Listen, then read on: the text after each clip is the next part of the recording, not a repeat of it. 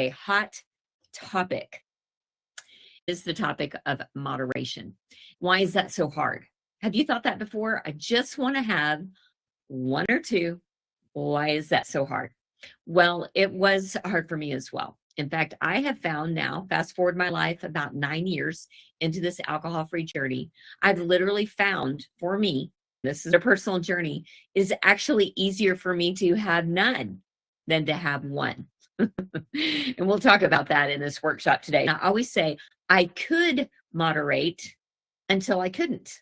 And that's the truth. I could moderate. I didn't have to like go overboard every single time I drank, but it was a little bit unpredictable to me. I wasn't really sure when I was going to cross that magical line that I always had rules around, like have one or two, nothing bad can happen. You can't overdo it that way. Well, I found out towards the end of my drinking career that you can. Even 2 glasses of wine totally wrecked my sleep. Actually, I kind of had, I'm going to bust out and say, a bit of a spiritual experience, because I'll never forget it, y'all. This is story time before I officially begin. I was in the shower after just 2 glasses of wine, and it was spinning. And I was like, that blew all the rules out of the water, because I never even thought that 2 glasses of wine could make the room spin after I'd built up such tolerance. I think it was because it was so honestly misaligning for me. It was so not what God's best was for me. But thank God in his mercy, he literally didn't let it work for me because I wanted to not want it. I didn't want to always want it and think I couldn't have it. I wanted to not want it. And there I was in the shower. And I remember telling my husband, Craig, afterwards, I was like, I don't know what's going on. But even with 2 glasses of wine, I was like, it's not working for me. So moderation is a unique road. It's a journey, because if you're here, you probably know that you want to change your relationship with alcohol. You're not here to say never, forever, or always, at least not at the beginning. I still don't say that. 9 years in, I still don't get caught up in never, forever, or always, because our brain doesn't like that. Our brain really doesn't like that finality. But I've gone 9 years now without a drink, and I just can't really think of a reason to bring it back in. I mean, it's not that I'm trying so hard not to drink. It's that I can't think of a good enough reason to bring it back in. I can think of a reason to numb out, escape, alter my feelings, or try to bend reality every day. But the solution, the tool of alcohol, is no longer on the table for me, and that feels free. So if that sounds appealing to you and something that you want to learn more about, you're in the right place, because we're going to talk about that today. Why moderation feels so hard when you're just trying to drink less or not at all. So let's talk about it. Moderation requires constant control. Think about it. I've thought about it. I've done it. Moderation requires vigilance, constant tracking, counting, and negotiating. I mean, literally, I don't know about y'all, but I've got all kinds of apps on my phone. I've got, my Fitness Pal. There's all kinds of great, counting days that you're not drinking apps. It's a lot to keep track of. I count up now, like how many days I've been alcohol free. Now I've kind of moved into now I just count years. But at the beginning, I was definitely counting days. But I was telling a sister the other day, I count up now, not counting down. And when I was trying to moderate or manage my drinking, I think management is another word for moderation. I do. I see it as a part-time management job. How many of you out there are managers? Literally, you're project managers, you're managers at a store, you're a manager. Imagine being a manager of alcohol in your life that is consuming part-time hours at least. I mean, it's a full-time job being a drinker, but just the act of moderating is like a part-time manager job without getting paid. It's like you're paying with your time, your energy, and your bandwidth. And I'm here to say, what a ripoff. I know, because I did it for years. So I can say that with authority because I did it. What a ripoff to devote so much of our bandwidth, our mental energy, our emotional energy to managing a substance that quite honestly doesn't really want to be managed. It's hard enough to manage things that want to be managed. It's very difficult to manage a substance that really creates a thirst for itself. So, good luck, right? Is it possible? Yes. And it will require so much of you, wherever you are on the drinking spectrum. It will require so much of you to be able to manage or moderate alcohol that by the time you clock in and clock out of your moderation, gosh, think of what you could have done with that energy and that bandwidth. And I wrote down here in my notes, not only is it extra mental load, it's that invisible load. We were talking earlier about motherhood. For any woman out there, I'm going to make this a woman thing. I don't think it's a mom thing. I think it's a woman thing. There is something called the invisible load. It's all the things we do that nobody really sees that start to kind of bog us down, right? Well, maybe some of you are feeling this right now. Like you're like, Jen, I'll catch up here in the chat here at the end. But like, you're like, right now, I'm thinking about like, am I going to drink tonight? Am I not going to drink tonight? Am I going to have one? Am I going to have three? Am I going to have white? Am I going to have red? Am I going to stop drinking when my husband and I get home from date night? Or am I going to continue to drink in front of the TV after he's gone to bed? Guilty as charged. Do I sound like I know what I'm talking about? Because that was my life. That's what I did. And so not only is it draining, but you're literally taking your energy, your soul, and scattering it. You're scattering your energy. And I heard a wise person once say, try to chase two rabbits and you will catch neither one. Think about it. If you're trying to drink, not drink, drink one, but you really want five, it's so much scattered energy. The chances of you really, really feeling whole and aligned and present is slim to none because you're scattered. You're like, I want that, I want that. And it's okay. You're normal. If you're a regular drinker and you're listening to me right now because you came into this community because you're sober curious, you are in the right place. I created Sober Sis so we could talk about this so freely, like out in the open, like for real, and keep it real. So if that's you, you're not a bad person, you're not a moral failure, really your brain is working like it should with an addictive substance like alcohol, because alcohol really does create a thirst for itself. So if you drink one, you're going to want two. That's the nature of the substance. Like a lot of other substances, but alcohol has an insidious side to it because rather than a reverse tolerance where you just kind of max out, you actually increase tolerance. And when we increase tolerance, which mine got pretty high, you actually increase dependence as well. Tolerance goes up, dependence goes up. That's why it was such a weird thing when I had 2 glasses of wine and the room was spinning. I was like, that's like remedial. That was like a remedial situation because I was years into drinking. And that to me was like almost like a wake up call of like, Jen, it's just not going to work. And again, I find that God's mercy and kind of free. So anyway, here's the bottom line. Moderation requires constant control, vigilance, and is really exhausting because moderation keeps you focused on alcohol.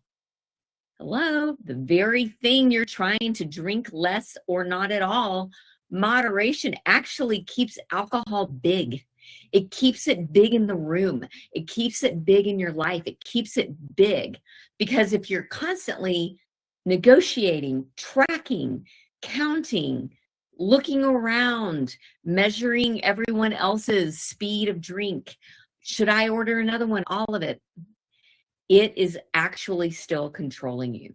So I think moderation is an interesting topic because moderation means alcohol still has value, and that's part of the journey. It's not overnight that you devalue alcohol to the point that you don't want it. That took me time. In fact, I'm going to bust out and say it took me, gosh, at least I would say 6 months to a year till I really felt like, oh my gosh, I am a non-drinker. I can drink if I want to, and I don't want to. That was not in 21 days, but it did start with 21 days. It started with 42 days, started with 100 days, because I had to give my new mindset time for my brain, the actual hardware, the neural pathway to catch up. So I will have to be honest here and say moderation actually keeps you focused on alcohol. And if you're trying to make alcohol so small in your life that you don't think about it all the time, you might consider taking a break. You might consider hitting the reset button on the way you look at alcohol. And that's what we're doing in the 21 days. In fact, really, that's what we're doing in AFL, which is my 10-week online course that I wrote to follow up the 21-day reset. Because when you put the 21 plus the 70 days together, you get 90 days. And that's about how long it takes to create a new neural pathway. So moderation is something that is a transition, I think, a lot of times before women really experience an alcohol-free lifestyle. You go from maybe over drinking, binge drinking, the wheels are off, really overdoing it maybe, to moderation, or you could just be in moderation land all the way up until you're like, you know what? I don't even want to do that anymore. Wherever you are in the journey, you're welcome here. If you're still centering your life around something you're trying to control, then you have to think, what am I focusing on? And so now I want to kind of switch gears into another point, and just to keep you thinking, because again, my goal in this workshop is to bring some new ideas or maybe some reminders that are counterculture to this alcohol-centric lifestyle world, this alcohol-centered world that we all live in. I live in it too, just so you know. I'm married to a drinker. My adult children drink. A lot of my friends drink. My extended family drinks. I'm living in the same world you are. I go to the same grocery stores where you walk in and you're like, wow, it's in my face. I mean, time out real quick. I have a question for you. If you're watching this, leave a comment below. How many of you, I'm recording this on May 8th. Yeah, May 8th, before Mother's Day weekend. How many of you are walking into grocery stores of any kind, and you see flowers and alcohol, maybe some chocolate and cards, but you see flowers and alcohol? How many of you are seeing that out there where it's like in your face? So to try to moderate an addictive substance that is so socially available, glamorized, encouraged, promoted, even for Mother's Day, as like the end all be all, I get it. We live in the same world. So what I'm trying to do is bring in a counter culture message here, not to shame you, but to tell you that guess what? We've been duped. I talk about this in the 21-day reset challenge as well. It's the marketing. It's the myth and the marketing and the way that we have been marketed to, specifically as women and moms, but as women in general. That it is like the way to reward yourself. It's the treat. It's the mimosa. It's the champagne, girl. Like we've been fed that. And who's feeding us that? The alcohol companies. Follow the money. It's the alcohol companies. Duh, right? But when we're in it, it's hard to see it. But once you see it, you can't unsee it. How many of you now can't unsee it? When you walk, maybe you've done a reset, AFL, you're a Quest sister, you walk into the store now and you're like, here we go. I already know what they're doing. I already see it. I know what they're doing. So back to the topic of moderation, why it feels so draining. It's like just siphoning out your energy. I know. It's because when you're trying to moderate, AKA manage your drinking, which again, I did for years, when we're trying to manage or moderate our drinking, we are always deciding. Think about it. You're always deciding. And I talk about this in the AFL course. I talk about something called decision fatigue. Decision fatigue, where you're like, if I make one more decision, I'm going to lose my mind. And then 5 o'clock rolls around, you're like, I can't make one more decision about if I'm going to drink or not drink, or have one or have two, or drink before dinner or while I'm getting ready. But no, I'll wait and have a drink when I'm at the restaurant, but then I won't have one at dessert. I just got caught in the vortex because it's crazy making. And you're always deciding. Before you drink, you're thinking, should I, will I, should I? During it, you're thinking, how many have I had? How many should I have? How many did I say I would have? How many do I really want to have? How do I want to feel the next day? Then after, did I do okay? After you drink, is it, gosh, did I have a glassy-eyed look with my kids? Oh, is anybody else in my friend group having a hangover? Because we're sure not texting about that. So the thing is, decision fatigue builds. It's a cumulative effect. Think of fatigue like it sounds. I just went to the gym this morning, but fatigue sets in when you start doing so many reps, even with a small weight, that you're like, I can't do even another 3-pound lift. And it's like that with all these little 3-pound decisions, these little bitty minor decisions that you're like, oh, no big deal. I'm just going to blow it off. But before we know it, we've made so many decisions we can't make anymore. So I think that moderation doesn't remove the problem, it extends it, because you've got the before, the during, and the after management style. And that's a lot of managing an addictive substance, right? So don't worry, hang with me. I've got one more point. Here's the good news. Do you want some good news today? Do you want some practical tools that you can take into this weekend so that you're not just like, well, I know, Jen, I know moderation doesn't work because I'm trying it and it's not working. I say I'm going to have 1 and I have 3. I say I'm going to have 3 and I have 2 bottles. What the heck? I get it. Again, you're not broken. You're not alone. You're actually in the right place, because here's the deal. Relief comes from simplicity. Oh, yes, this is so big. I'm going to say it again. Relief comes from simplicity. So how can we do that? Well, first off, less decision making equals more peace. Okay. I don't know about y'all, but for those of you listening to me who are inside Sober Sis, who have taken the reset or any of the programs or just part of our community, you know that there is a lot more peace when you just stop deciding, even for 21 days. When you take it off the table and you're like, yeah, I can drink what I want when I want. But I always tell resetters this on my Zoom calls. Alcohol is always going to be there. Alcohol is always going to be there. It's not going anywhere. It's not like you're going to miss your chance. It's always there. And in fact, it has a sneaky way of always being there. So less decision making equals more peace. Y'all, that is powerful. You can get back in the driver's seat. You can get back in the pole power position by removing the question and removing the negotiation. I always tell women, when you do my 21-day reset challenge, just set alcohol aside for 21 days. Now, I know that's easier said than done. That's why we have connection. That's why we have camaraderie. That's why we have support. So what you want to do is just set it aside. Don't worry about saying never, forever, always. We're not going to do that. That kind of freaks our brain out. We're just going to go, you know what?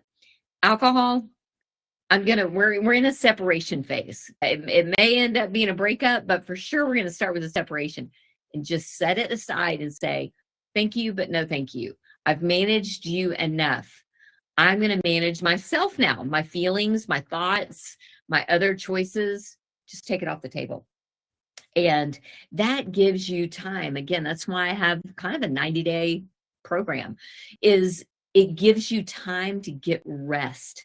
I always say at the end of 21 days, certainly at the end of 90 days, even if you've had a slip up or two, or we call them a data point here in Sober Sis. If you've done some recon, it's all valuable feedback. So this is not about perfection, getting stuck on counting days. This is about less deciding, more simplicity, being present, awake, alert, aware in your own life.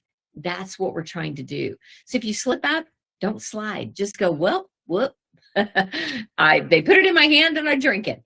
Or I was at the grocery store and just by habit, I took it off the shelf and put it in my basket. I took it home and I opened it. Okay, you're not going to just blow up and explode. And you can use that as valuable feedback. Okay, so the goal, again, is not perfection. The goal is progress, noticing, awareness, and simplicity. It is a gift that you can give yourself. I always tell women that take my reset, which have been tens of thousands of you, give yourself the gift of 21 days, maybe 30. Let's do the whole month together, because I've got some bonus stuff for you resetters. So it really can be a full month. Let's just do a month together, and then we'll decide what we're going to do next. Move the goalposts, move what your next milestone is. But for 30 days, just set it aside. Give your mind time to rest from the mental tug-of-war that is depleting, defeating, and exhausting you. there is freedom and there is support here in SoberSys for a way to do that. And so you can literally just set the alcohol aside. Again, it's always going to be there. And while your mind is resting from the mental tug-of-war, you're giving your mind an update, like a software update, like we do on our little phones. You can go to bed and wake up and you got a new software update, but you didn't get a new phone. That's like the hardware. That's like your brain. So it's going to take time. So if you're trying to moderate, you're always going to be stuck in that detox to retox loop. Many of you know this, but if you don't, I'll tell you, it takes about 7 to 10 days to get alcohol and its effects out of your physiological body. So that means if you're like, I'm going to be good during the week, I did that too. That's why I'm air quoting, because I did it.